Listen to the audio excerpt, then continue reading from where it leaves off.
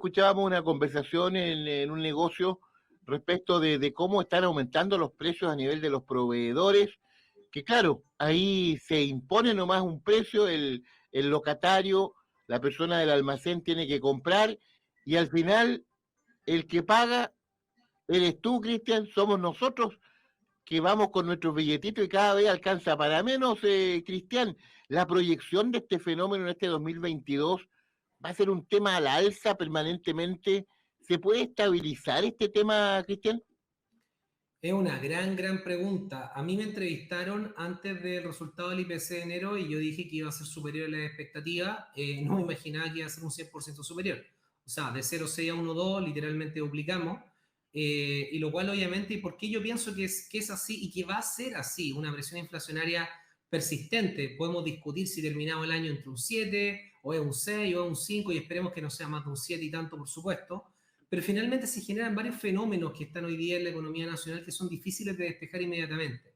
En primer lugar, escuché a la diputada Giles que estaba promoviendo para marzo el quinto retiro. Los retiros generarían una avalancha, un tsunami, es echarle literalmente benzina al fuego y que finalmente son los más pobres, los más vulnerables en nuestro país que los que pagan justamente estas consecuencias del aumento de precios. Eso por un lado, entonces si hay más retiros, vamos a seguir obviamente con un problema de control inflacionario importante. Banco Central va a seguir aumentando la tasa de interés. Recordémonos que finalmente el Banco Central lo que hace, para todas las personas que nos escuchan, es tratar de encarecer el crédito en buen chileno. Es decir, que finalmente el crédito sea más caro para de alguna manera frenar esa actividad económica que la gente consume y gasta esa plata. Cuando yo la freno, hago que finalmente la inflación, es decir, la fiebre, baje. Entonces, si nosotros nos encontramos con retiros y por ende sigue la presión inflacionaria, el Banco Central va a seguir aumentando tasas de política monetaria, pero a la vez empieza a generar otro problema en la economía y que tiene que ver que tú puedes caer literalmente en una recesión técnica porque finalmente la economía no crece, sino que finalmente empieza a tener crecimientos negativos porque al aumentar la tasa de interés, el costo del crédito, la pyme, el crédito consumo, el crédito hipotecario, todos los créditos que nosotros pedimos en una economía para poder moverla, ¿cierto? Diferentes solicitudes de crédito se encarecen y por ende finalmente hace que la gente cada vez se le haga más difícil acceder a ello y obviamente, volvemos al mismo tema, frena la economía. Y por otro lado encontramos también el proceso constituyente, que como ya hemos visto algunas noticias, notas, lo que yo leo en Twitter, claramente no hay de todo satisfacción de cómo está quedando este resultado final o propuesta o borrador, como queramos llamarle, y genera una enorme incertidumbre política y por ende una enorme incertidumbre económica, que hace que los actores económicos no quieran invertir, no quieran comprar. Dicho todo lo anterior, encuentro que, dado como estamos parados hoy día, veo muy difícil por todos los elementos anteriores, que obviamente este proceso político además sigue generando una incertidumbre en tipo de cambio, que la gente sigue cambiando pesos por dólares. Esa presión de compra genera finalmente que todo lo que importemos siga estando caro, por ende sigue habiendo inflación, por ende sigue el Banco Central aumentando la tasa y vamos cayendo en una espiral complejo de salir y por ende lo veo muy difícil, lamentablemente, que de aquí a durante mediados de año, fin de año, podemos tener una inflación bastante más normal, entre comillas, cerca del 3, sino que por el contrario, ojalá no encontremos una inflación cerca del 5% anual y no del 7% o más eventualmente. Cristian, tú has hablado de que esto golpea directamente a las personas que tienen menos recursos. Ok, se trata de poner más trabas a obtener créditos, ya. Por otro lado, aumenta la inflación, el costo de la vida aumenta. La salida para la gente con menos recursos es continuar con una política similar a los IFE, entonces, porque se viene también un estrangulamiento de la economía doméstica, sobre todo en los hogares que tienen menos recursos. Absolutamente estamos como la película, no sé si la vieron, La Tormenta Perfecta, donde nos encontramos con varias olas por diferentes lados. O sea, claramente el desafío de este nuevo gobierno es tremendo. Yo creo que no había un desafío más grande como gobierno en la última probablemente década en Chile. Incluso la crisis subprime del 2008-2009, cuando solo estábamos surfeando, ¿se acuerdan? El ministro estaba el señor Velasco y tuvimos una política contracíclica. Y salimos relativamente rápido. Otros países quedaron bien empantanados. Nosotros tenemos obviamente teníamos el fondo de estabilización, ¿cierto? Estas plata ahorradas afuera, pero hoy día nos encontramos con un país con un endeudamiento fiscal. Recordémonos que todos los procesos de vacunación, IFE, etcétera, todos son financiados finalmente por el fisco. Entonces te encuentras con un cinturón más apretado, con menos recursos, y finalmente eso genera que cuando tú quieres decir, ok, voy a ir con un IFE, te vas dando cuenta que te queda poca manga para poder seguir entregando IFE. Lo IFE para todas las personas que nos están escuchando, para que tengan una ronda de un número, estamos hablando de 1.000 millones de dólares mensuales. Es una cantidad de dinero impresionante que ninguna economía, y particularmente la chilena, tiene para poder sostener en el tiempo. Es exactamente lo mismo que una economía doméstica cuando nosotros queremos ir y gastarnos algo más de lo que nosotros tenemos. Un viaje, por ejemplo, caro al Caribe y no tenemos ese dinero, nos vamos a endeudar, pero llega en algún momento en que ya no podemos seguir endeudándonos. Eso es un poquitito cómo se enfrenta este nuevo gobierno en cuanto a materia fiscal y en cuanto a cómo está la economía hoy día y cómo tiene que obviamente navegarla, porque obviamente eso va a generar descontento social con las consecuencias políticas que todos los procesos económicos generan finalmente en la política. Estamos conversando en el Twitter Café de Radio Valparaíso con Cristian Lecaros, académico, CEO de Inversión Fácil. Cristian, Pablo Ramírez está con nosotros. Pablo, adelante. Sí, hola Cristian. Fíjate que hay un tema que uno empieza a mirar hacia atrás y este tema de la economía en el último año de gobierno de Michelle Bachelet se empezó a calentar y todos auguraban, no, si no se está calentando. Y después viene el gobierno de Piñera, el estallido social, la pandemia, que ahora se está transformando en endemia, y viene este tema de los fletes, que antiguamente un contenedor costaba $2.500, ahora cuesta $15.500 traerlo a Chile, empiezan a subir los insumos, el petróleo se pega un salto, se dispara, el dólar comienza a subir y el Banco Central queda atado a manos con esta tasa del 6,5 y ahora va a tener que subir 5 puntos más porque hay una reunión extraordinaria en el Banco Central para poder apagar un poquito este incendio y muchas veces uno empieza a mirar, nos pusimos gastadores y no nos dimos cuenta que había que ahorrar platita para tener para el futuro.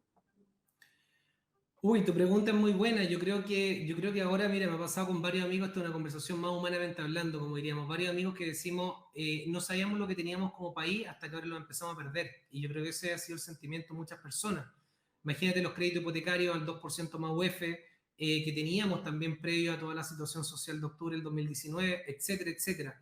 Creo que, como tú bien lo dices, yo creo que el tema de cómo se pudo haber manejado este tema, sobre todo particularmente por los retiros, porque los IFE, uno entiende que muchas personas lamentablemente dejaron de trabajar y que había que ver alguna manera de subsidio, pero obviamente todo lo que tiene que ver con los retiros generaron finalmente una enorme masa monetaria y además que nos pilla con un proceso pandémico y además nos pilla con un proceso constituyente. Y por eso realmente en el principio les comentaba que es como una tormenta perfecta. Entonces, se va a hacer un tema bien complejo a manejar porque finalmente estas presiones inflacionarias, como lo digo, empiezan a generar que tus dividendos aumenten, que tu costos de vida aumente y por ende finalmente se empieza a generar y se retroceden todos los indicadores de pobreza, de desigualdad, que era obviamente todo parte de las demandas que hubieron por parte de las personas.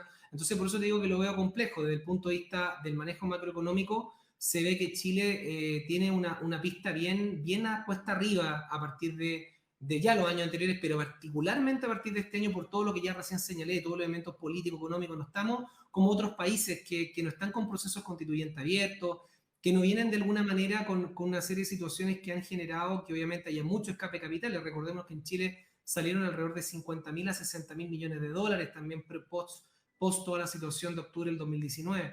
Entonces, yo veo que el gobierno entrante y sobre todo, bueno, sus ministros de Economía y Hacienda tienen que tener unas políticas muy potentes en términos de generar confianza en los inversionistas, de poder mantener un banco central autónomo y que esperemos que el proceso constituyente finalmente se cierre y que puedan en el fondo los inversionistas generar una mayor certidumbre con respecto a la inversión en Chile, tanto el inversionista local como el internacional, para que de a poco la economía empiece a apagar estas llamas que estamos hablando que están abiertas por varios frentes.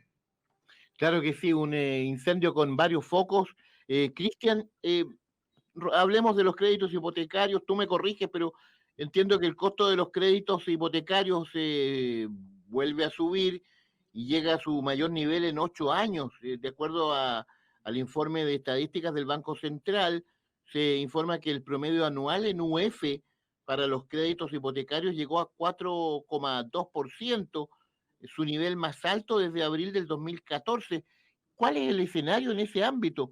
El crédito hipotecario tan anhelado por tantas familias con el fin de tener una casa propia. ¿Cuál es el impacto? ¿Qué pasa con el mundo, Cristian? Tú eres especialista en esto de los arriendos. Trata de explicarnos un poco ese ese capítulo de este momento económico, Cristian? Bueno, efectivamente el tema de los créditos hipotecarios es un tema muy sensible porque finalmente afecta al sueño de la casa propia. Yo creo que el tema del movimiento de patrimonio generacional, ahorro forzado de alguna manera para decirlo, seguro de vida, está todo en una propiedad o varias propiedades que pueda tener eventualmente esa familia que después con tanto esfuerzo saca la segunda, la tercera. Entonces el tema de las propiedades es un tema súper sensible y lamentablemente con todo lo que hablábamos, los factores macroeconómicos, políticos, sin duda alguna que afectan toda el área de la economía. Y aquí la tasa de interés hipotecaria no queda exenta. Cuando nosotros vemos estos 3 retiros de los 50.000 millones de dólares que salen de las cuentas de capitalización individual, encontramos que finalmente los bancos se financian ampliamente con estos fondos de la AFP, porque la AFP necesitaban generar una rentabilidad a largo plazo para entregarle obviamente a las personas que están aportando una jubilación determinada. Podemos discutir largamente, alta, baja, media, pero finalmente necesitaban buscar algún tipo de instrumento a largo plazo. Y los créditos hipotecarios pasaban a ser el instrumento perfecto, o uno de ellos, porque obviamente una persona tiene que tomar un crédito a 30 años. Para poder encontrar un mercado de capitales chileno como este, que era de 220.000 millones de dólares, si no me equivoco, por el lado del sistema de capitalización individual, sacamos 50.000 millones a través de los retiros, y eso pega inmediatamente en que las AFPs ya no estaban buscando estos bonos bancarios para poder hacer este tipo de financiamientos, porque obviamente tenían que liquidar posiciones para entregarle a la gente su retiro. Entonces eso genera que no haya tanta demanda por ese tipo de instrumento y finalmente ese instrumento suba de interés para que sea más atractivo, y esa subida de interés es finalmente lo que las personas están encontrando con su crédito hipotecario por un lado, y por otro lado se encuentra esta tormenta perfecta, lamentablemente, que es el aumento de tasa por parte del Banco Central. Si nosotros no nos encontráramos en un proceso inflacionario, estaríamos maravillosamente con una tasa probablemente del 0,5, de TPM, de 1, 1,5, porque todos los bancos centrales lo que hacen normalmente es bajar el costo del crédito, pues obviamente remontar la economía y que la economía no se estanque, no decrezcan, etcétera. Entonces hoy día nos encontramos lamentablemente con tasas de interés que muy probablemente, de acuerdo a lo que dijo el presidente de la Asociación de Bancos, y yo comparto que no se van a ver en los próximos años, él habló de 10 años, yo comparto que al menos 5 años no lo vamos a ver porque obviamente hay 3 retiros que hay que rellenar ese hoyo, y por otro lado nos encontramos con un proceso político, como hablábamos, un proceso de personas que obviamente hoy día se van a encontrar con dividendos de fácilmente 20-30% más. Eso es lo que hoy día nosotros estamos viendo en el mercado, pesquisando frente a este extraordinario 2% más UF de octubre, septiembre del 2019, que ya no va a volver por un buen rato. Por lo menos estamos hablando de un proceso de 5 años. Entonces, personas que nos están escuchando y que quieran comprar una propiedad, se van a encontrar con que o compran la propiedad o se van a arrendar. El arriendo de casas subió en promedio 15% el año pasado, y el arriendo de departamentos subió en promedio un 7% el año pasado. Entonces, las personas en el fondo se van a encontrar que dicen, ok, arriendo, pero se van a encontrar con poca oferta, porque viene además toda una dinámica de creación de nuevos proyectos inmobiliarios bien frenados por la pandemia, por la situación social de octubre, que ha hecho que hay menos oferta. Permisos de edificación, costos de importación de insumos, como ustedes me lo comentaban acerca de los shipping costs, ¿cierto? Los costos de transporte.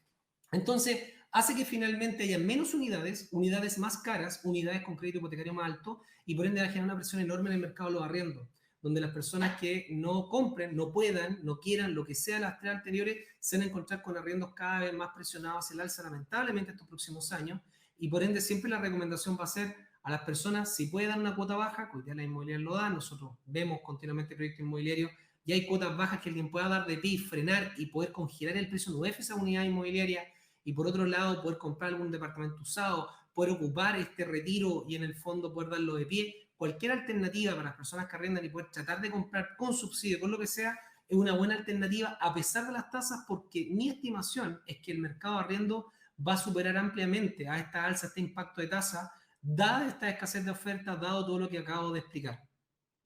Oiga, Cristian, ¿qué pasa con aquella persona que está pagando un crédito hipotecario con este tema de las UEF, con el alza? Aquí viene otro tema, que hay gente que no va a poder seguir pagando su crédito, Cristian. Bueno, para las personas que tienen en el fondo crédito hipotecario, les quiero recordar que a veces, bueno, es muy importante tener muy ordenadito el tema del presupuesto personal y familiar, saber que en el fondo proyectar ya una UEF por lo menos el 5% en sus dividendos de aquí a fin de año, buscar en el fondo otras fuentes de ingresos, si tienen depósito a plazo, ahorro, protegerlo en UEF o en algún tipo de otro tipo de inversión, en otra economía hemos visto que, para otro tema, no me quiero meter en eso porque va para largo, pero otra economía en el fondo están protegiéndose, incluso hoy día con criptomonedas, particularmente Bitcoin. Hoy día leía que Rusia lo está incorporando como moneda también de corriente, ya como moneda reconocida. Probablemente viene un proceso legal, pero a lo que voy, en el fondo, de poder ser creativo y ver las fórmulas de cómo poder hacer que mi dinero rinda, porque claramente nos vamos a encontrar con un proceso, como lo he dicho en todas las charlas, talleres que doy, eventos, webinars, que el tema de empoderarse con la educación financiera hoy día va a ser más clave que nunca, porque no nos encontramos en una tasa como estuvo Chile en los últimos años, sino que claramente estamos hoy día con movimientos importantes en el agua, y por ende las personas tienen que en el fondo presupuestar este mayor IPC, como hablábamos en el dividendo, buscar nuevas fuentes de ingreso, aprovechar las redes digitales, algunas personas llamadas a emprender, etcétera. Ver formas por todos lados de poder surfear un tiempo complejo que obviamente esperamos que no dure tanto tiempo. Vamos a depender un poco cómo va avanzando este año y qué medidas va tomando el gobierno que está entrante con respecto a esta materia económica. Muy bien, para otro momento vamos a dejar otra pregunta que teníamos, Ruggiero. ¿Qué haría Cristian Lecaros? ¿Qué haría Cristian Lecaros si es que fuera el ministro de Hacienda? Eso lo dejamos para otro capítulo. Cristian Lecaros, académico, CEO de Inversión Fácil. Un abrazo grande, que esté muy bien, ¿eh? Muchas gracias por la invitación, les envío un abrazo grande. Chao, chao.